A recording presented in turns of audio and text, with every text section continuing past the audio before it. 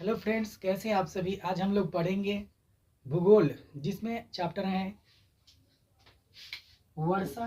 वर्षा के प्रकार, चक्रवात तथा प्रतिचक्रवात।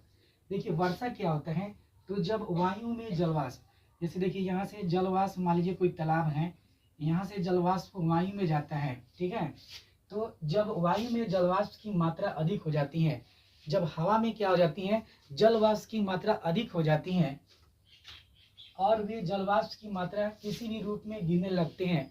जो जलवाष्प की मात्रा अधिक हो जाती है और वो किसी भी रूप में गिरने लगते हैं, जैसे कि यहाँ पे ऐसे ऐसे गिरने लगे, तो इसको हम लोग क्या बोलते हैं, इसी को हम लोग वर्षा बोलते हैं। वर्षा किसे कहते हैं, देखिए जब जल क्या होता है, जल जल वाष्प के द्वारा वायु में चला जाता है, वायु में अधिक होने के कारण ये गिरने लगता है। क्या होता है, गिरने लगता है, उसी को हम लोग क्या बोलते हैं, वर्षा बोलते हैं। वर्षा होने के लिए क्या कारण है, तो वर्षा होने के लिए एकमात्र कारण क्या है, संघनन।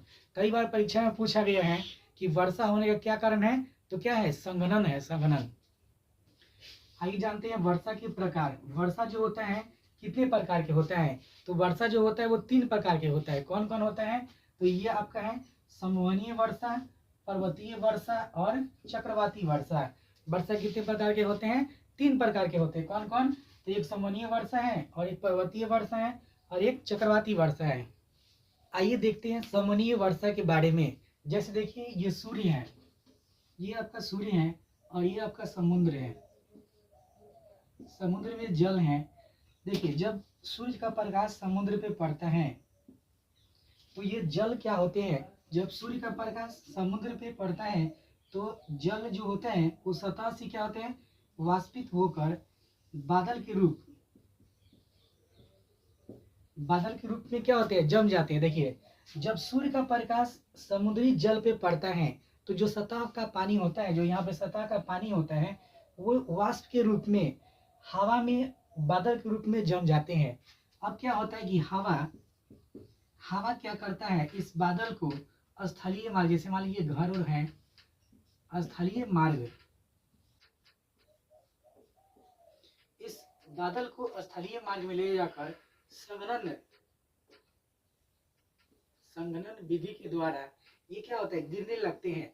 इसको हम लोग क्या बोलते हैं, संवहनीय वर्षा बोलते हैं। तो ये संवहनीय वर्षा क्या है, तो जब सूर्य का प्रकाश समुद्र पे पड़ता है, जब समुद्र पे पड़ता है तो वहाँ का जो पानी होता है वो वाष्पित होकर बादल के रूप में क्या होते हैं, वायु में जम जाते हैं, ठीक है। जब जमने के बाद हवा क्या करता है, इसको हवा के माध्यम से स्थलीय मार्ग में ले जाता है और वहाँ पे संघनन विधि के द्वारा ये क्या होते हैं, बरसते हैं। इसी को हम लोग क्या बोलते हैं, संवहनीय वर्षा बोलते हैं। देखिए यही बात लिखा है कि संवहनीय वर्षा क्या है, तो समुद्री क्षेत्र से जल वाष्प जब ऊपर आकर बादल के रूप में जमता है, मतलब समुद्री क्षेत्र से जब जल वाष्प क्या होता है, जब जल वाष्प आकर बादल के रूप में जमता है, बादल जब हवाओं के द्वारा, ये बादल जब होता है वो हवाओं के द्वारा, ये हवाओं के माध्यम से स्थलीय मार्ग की ओर प्रवेश करता है। जब ये बादल स्थलीय मार्ग की ओर प्रवेश करता है स्थलीय भाग में जाकर संघनन विधि द्वारा जब ये बरसते हैं तो उसे संवहनीय वर्षा कहते हैं।